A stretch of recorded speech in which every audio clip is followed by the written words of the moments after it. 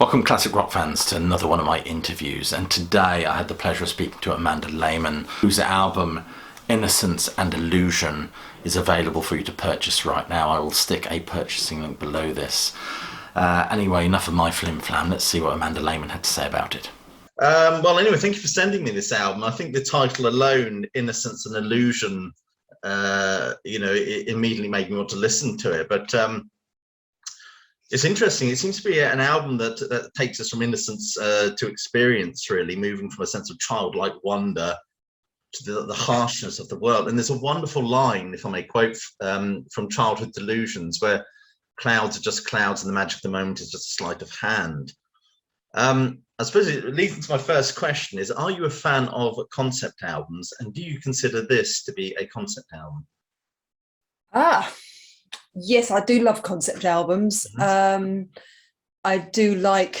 like an album to have a theme or a story, so there's like a feeling of a journey. So I do like that. It's funny because I didn't set out to make this a concept album.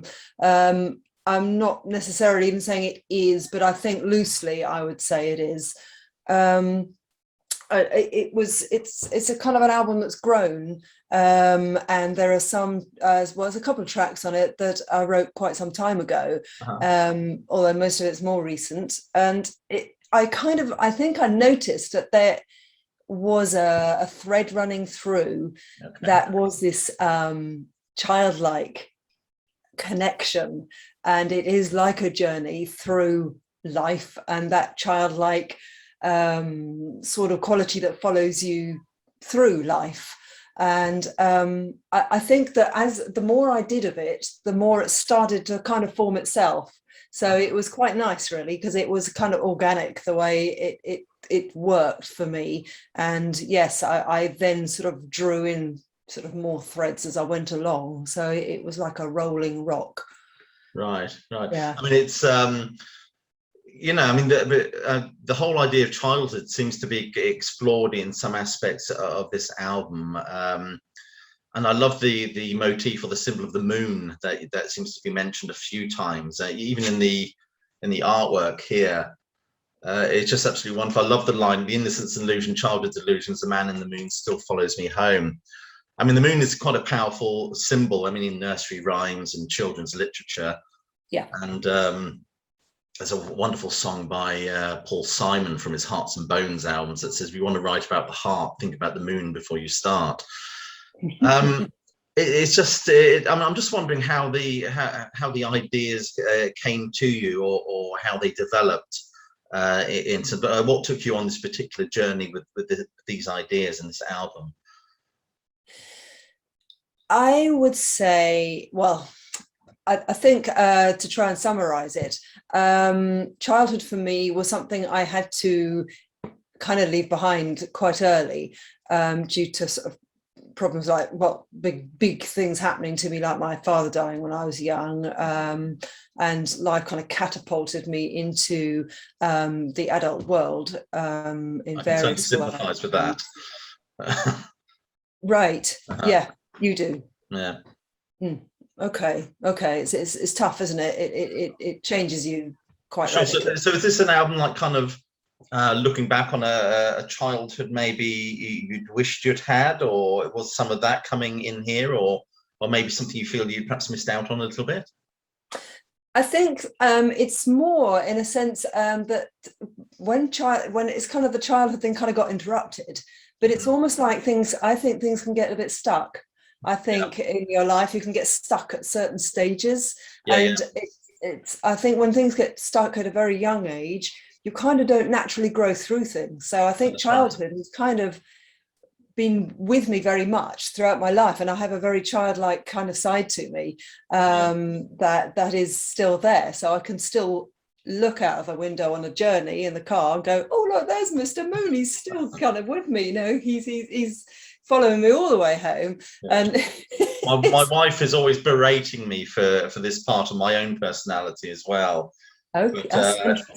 But it's it makes me engage with my children, really. I mean, I wonder who's the more mature one when I'm playing with my children at times. You know, it's it's wonderful. But you're right, children get stuck in that kind of trauma I think they now recognize it as CPTSD rather than PTSD. It's CPTSD. Adults get stuck in this traumatic loop, really, and you have to kind of find ways of getting out of it. But it's a fascinating album. Even the artwork itself, it has you looking over this like fantasy. It's very Roger Dean, by the way. It reminds me of Roger. This fantasy world. Yeah, as you're there as an adult, sort of, you're almost looking away from it. Really, I just wonder if I could read anything into that. I read far too much into stuff, by the way. But I wonder if I could read anything into that.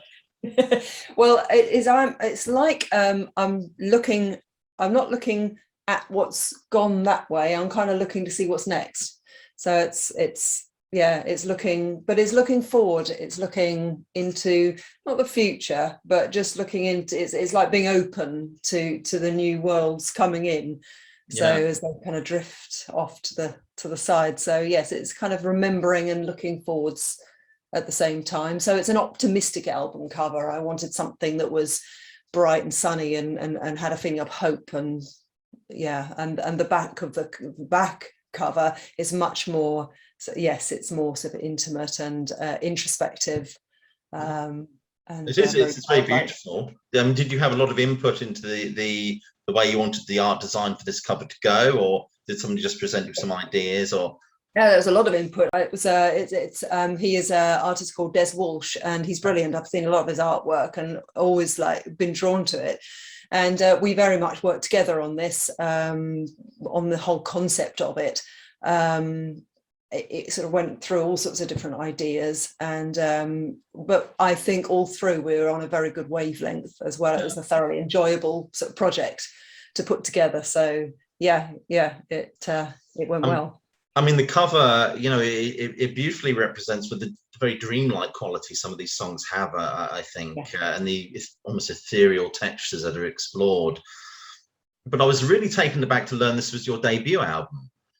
Yes. I mean, it just seems like I was listening to it and I kind of expected to go onto your store and see 2 or 3 albums before this one. It just seems like quite an accomplished work, in my own opinion. What prompted you to make what was the catalyst that said, right, I've got to do an album now? Well, I mean, I have done albums previously. There's one I did in the mid-90s, which was a duo album called Wazoon, that I did with a synth player, Eddie Deegan. And then a while later, my son was born, and I was a single mum. So I sort of obviously had to focus on bringing him up. And in 2010 I released an EP with 4 songs, and in a way that was going to be the start of doing an album of my own, because I've been wanting to do this since I did the first one. And then I prioritized so many other things. Obviously I was touring a lot through those sort of years, about 2009 to 2013. I was doing a lot of touring, which just takes up so much time, and then sort of after that I was prioritizing other projects, and it just got to the point of thinking, I've really got to make time to do this. I'm never going to just suddenly have time to do it. So I started a couple of years ago when I recorded Memory Lane. That was the start of this, and I decided to start the album completely anew, leave the EP as something kind of I'd done before, because it was not the direction I wanted to take this album in. And I think then obviously there's been all the COVID and the lockdowns, and I think again, because I wasn't doing any live work during that time, it gave me more space to really focus on getting this album progressing. And I then got the bit between my teeth, thought, right, I'm doing this now, and this is so important to me, and it's been bugging me for years. I haven't been prioritizing it, so that's why it's taken so long. Right. Well, it is funny. There's this whole subgenre of albums that I think historically have been looked back on as the lockdown albums. I think the McCartney 3, I think, is a lockdown album. I think the Foo Fighters and Steve Hackett, of course, has been quite prolific. I often ask the question, if lockdown hadn't have happened, do you think you would have been able to still been able to get this album out? I think yes, I would, definitely, because as I said, I'd started it beforehand, but it just might have been next year. It might not happen quite as soon as I wanted it to, and even then it was just it took 2 years. So well, yeah, I think you're right. I think lockdown has found a lot of people just sitting on their over sanitized hands, really made them think, well, I've got to do something constructive with this time I've been given. Yeah. I'd love to talk a little about some of the songs, if I may. My favorite track on this album is Tinkerbell. What's the story? And obviously Tinkerbell, it references, Peter Pan, doesn't it? I think. And what is the inspiration behind this number particularly? What inspired you to make this number or record this number? Well, Tinkerbell, I love the track Tinkerbell. It's one of my favorites on the album, actually. It's got that magic to it. Tinkerbell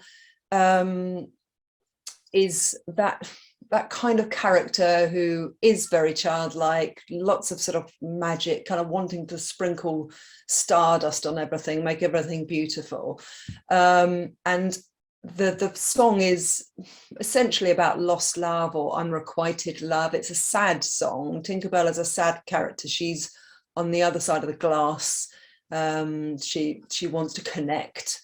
And there's a lot in this album about wanting to connect and sort of being, it's like The Watcher is the same kind of thing in a very, very different way.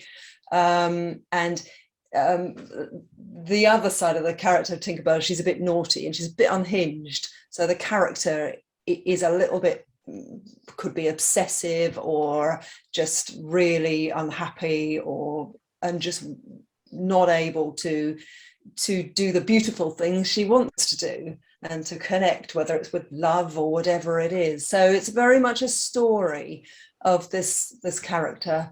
And it was one of those songs that happened quite quickly. It sort of came from somewhere in me, and it just sort of spilled out onto the pages.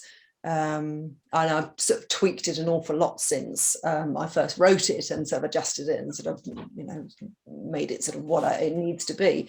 But yes, essentially the original song came out quite quickly. Well, there seems to, so you would say the song and the album is quite autobiographical in some respects. There's this consistent ache through this album about the need to, or perhaps the desire to be a child again or connect with childhood. Would you say there's a lot of autobiography? I suppose there is when anybody writes anything, we put ourselves into it. Would you say fair to say that is the case for this album? It's quite autobiographical. Yes, I would. Again, kind of not intentionally so, but as you say, I mean, music tends to be anyway, because it comes from the writer. Something I do try and do with my music is, although it's very personal, I try also to make it kind of speak to anybody that's listening and that they can make it their own music, because that to me is what music is about. It's about communicating. So I try to not be too specific in a lot of my lyrics. I try not to make specific references because I want... Sorry? Be more impressionistic, yes. Yeah. Absolutely. It is like a painting, so it's more impressionistic, and the more close you get to it, the more you think, well, I'm not quite sure what that is, because that it needs to be the listener's music. So I want it to be, like your story or anybody that's listening to it. I want it to resonate, because I think music is very therapeutic, and if there's something that's quite emotionally touching, I think that if it touches the listener, that's a helpful thing. It's a good thing. So that's very important to me, as well as it being autobiographical to a large extent, is making it also very generic. Yeah, I mean, certainly there's a lot here about sort of shared experiences as well. But with the track Tinkerbell, I don't know if I'm going mad or not, I can't possibly, but I heard a little section of it that sounded a little bit like Dance of the Sugar Plum Fairies in it from Tchaikovsky. I could be completely bonkers and I hear these things that aren't there, but I'm just wondering, was that intentional? Are you talking about the instrumental in it? I think so, yeah. I think there's a set somewhere in there that sounds like that. Steve Hackett has done so on his album Natalia. He employs some of these little bits in that song, but I heard it in here and I thought it's, you know, incredibly relevant. Obviously, it's a song called Tinkerbell. It just seemed quite clever and quite well observed. I think was that Yeah, very, intentional? very much so. There's a lot of those sort of influences in it. I was brought up on classical music, so we had all sorts of different sorts of music, and we did have a lot of the Tchaikovsky ballets on record, and I think that I have to confess it wasn't intentional. You know, I like to, oh yes, but it wasn't intentional. Well, maybe I heard it wrong. It just felt like, I don't think you did. I think it's subliminal. I think that all that stuff, it goes in and it comes out. And I did, I sketched out that part of the instrumental before passing that over to Nick Magnus, who just did exactly what I wanted with it. It was a fantastic job he did on that. And it starts off with that very sugar plum fairy kind of thing, and I think that it's interesting you say that, because I mean that is what Tchaikovsky was, I guess, trying to get across, was that whole slightly sort of impish kind of quality to it, because at that point Tinkerbell's being a bit naughty and she's sort of, you know, sort of going off on her adventures, and I think that it very much does have that quality in it. With sort of large doses of Tim Burton and Harry Potter, or whatever you like, thrown into the mix. Very atmospheric. I love the actual ending of this record. Actually, it ends with a song called "Where the Small Things Go," and it seems such a again, I don't know if I've heard it wrong, but it seems quite a bright, some lovely guitar work as well. So a very bright ending after the Childhood Delusions. It seems to be such a sad number. Where the small things go. What are the small things, particularly in the song? Are we talking children or dreams or something like that? Well, again, you see, this is why I don't tell you what the small things are, because they need to be your sort of what that means to you. To me, they are little. When I was little, my dad used to tell me stories about the tiny men who live in the woods. And I was always, where are the tiny men? You know, I can't see them. And he'd say, oh, they're in there. They're just very shy. To be ever so quiet. It's like I was always I believe the tiny men were there. And that's an example of small things. But I think it's very suggestive, the small things. They are little bright colours of light. They could be fireflies. They could be fairies. They're anything. They just could be little memories in your mind, tiny little things, but they're delicate and they are very childlike and they're very bright. And I mean, but that's what makes this album so intriguing for me. It's like delving into a classic children's novel or something like that. I just found it absolutely fascinating. You mentioned we touched briefly upon Tchaikovsky. Now, I don't know if I'm right or not. In some research I did, you started off as a piano player. And then at some point you were ruined when somebody introduced you to the music of Richie Blackmore. Is that correct? Yes, I went to the dark side. That's right. I mean, but there are distinctive classical influences on here, as well as the kind of rockier and proggier aspects. So it makes it a real soup to sort of immerse yourself in. It's absolutely fabulous. Interesting. Talking about childhood, have you heard the album by Marillion, Misplaced Childhood? Oh yes, because that's all about kind of searching for the child and then realizing the child is there all along. I just wondered whether or not that was whether you have these things as a frame of reference at all. Yeah, I mean Marillion. I listen to Marillion a lot. Of what I have over the years listened, but I had that album when it came out, so it's one of my favourites. Are you a big Prog fan generally? Or do you prefer the harder edged music? I'm a big Prog fan. I do like the harder edged music as well. I kind of, when I was younger, I was very into progressive music and things like Black Sabbath as well. Plus, I really loved the very melodic sort of edge to the prog as well. Like, you know, bands like Uriah Heep, and then bands like Kansas, and really classic rock bands like Boston. Yes. So many. I mean, I just love so much different music. So And it depends. I think it depends on your mood. Sometimes you want something quite light and sort of flowing, and other times you just feel like putting something on really loud, something really heavy and dark. And it just, yeah, it just depends. That's the lovely thing about music. There's so much out there, wonderful music for different moods. And there seems to be this. I think almost like a. I don't know if it ever went away, but certainly a prog revival. I think. I mean, I remember in the 70s, the whole punk thing had happened, and then we got the new wave in the 80s. In the 80s, you know, progressive rock was a dirty word, really. If you wanted to buy any prog, you had to lower your voice, and they'd hand it to you in brown paper bag over the counter, that sort of thing. You know, yeah, exactly. But it's really very much coming back to the fore. People are interested in complex arrangements, interesting themes, and things like that. Yeah, and very much, yeah.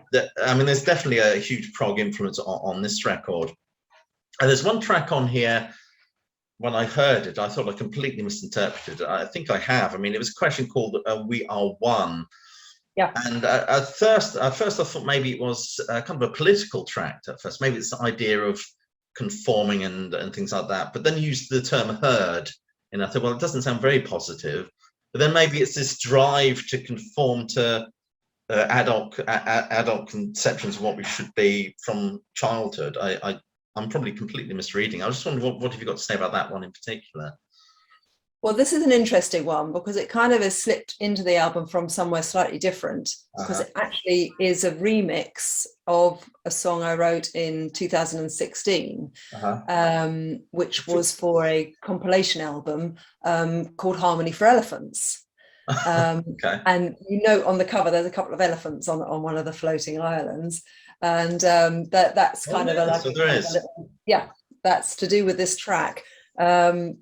It was basically a compilation of all sorts of different tracks written about kind of the elephant theme, and it was for a charity, Elephants for Africa. And so I wrote this one. And so the herd is here. The herd is the herd of elephants. It's not a metaphor for people in any way.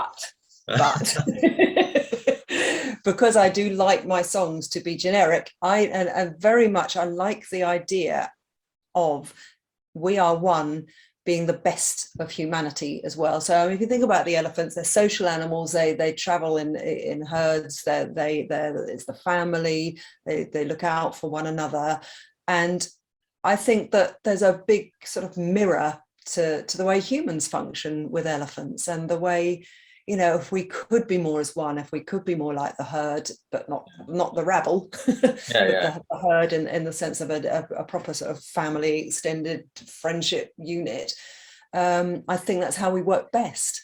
And so it very much bridges that gap, or hopefully not gap, between the two. So yeah, very much so. So more about greater unity and social and family gatherings, not about political collectivism or anything like that. It's more about absolutely. I mean, so I mean, again, if the listener hears it that way, that's absolutely fine. You see, this is the thing. I like that a song can be received in different ways. So if that's how it speaks to the listener, then that's what that means. Well, it did at first, but then I questioned whether I was hearing this right, because I think that would take us down an avenue that seems a little bit away from the rest of the album. Sure. But then I thought about this idea of conforming in a way as we become adults. I thought that would fit in much better. But I've just noticed the elephants here, actually. I mean, I'm noticing new things about this record every time I open it up.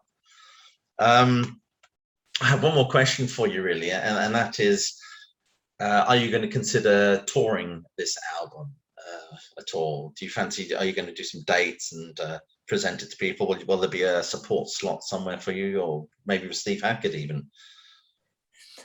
At the moment, there aren't any concrete plans at the moment. I think that it's something I would dearly love to do. But obviously there's the logistics of it. There's the cost, you know, it's quite a big project, because I think although I could do a small section from this album acoustically, I think really it's so orchestrated. There's such a lot in it, and so much of it has got like a rock edge to it as well. And I'm playing lead guitar on a lot of it. To do like an acoustic set, I think would kind of not really present it. So I would need to put like a full band together and have a really decent production. So it's not something I could easily do. So you've kind of you're a bit like the Beatles with Sergeant Pepper, really. It's not something you can easily take on the road if, in that respect. Yeah, but, exactly. But it doesn't mean that I won't. It's just well, not you'd right, have to perhaps rearrange them, as you say, to as acoustic numbers or something like that. Yeah, there are some that certainly I could sort of rearrange to do in that style. Yes, and so that's a sort of a potential kind of halfway house to actually do some live work with it. Because as you might know, I've done live work all my musical career, so I'm very used to live work and I love it. Well, thank you for shedding some light on this wonderful album for me. It's certainly going to help me in formulating the review that I want to do of it. Have a wonderful day. Anyway, thank you so much for talking to me about this. It's been great. Thank you. Really enjoyed it. Okay, bye-bye. And there we are. What an interesting interview that was. And it certainly shed some light on this wonderful, wonderful album. I think it's absolutely great. As I've said, the purchasing link is below. Do check this out. Other than that, I just hope you all click like, subscribe. Make sure you check that bell to get notified of any future uploads. And has my camera gone out of focus again? Probably. Let's do this. That's better. Yeah, check that bell and do check some of the links below this video for ways you can support the work done here at Classic Album Review. Anyway, thank you so much for watching. Stay well, stay healthy, but more importantly, you keep listening.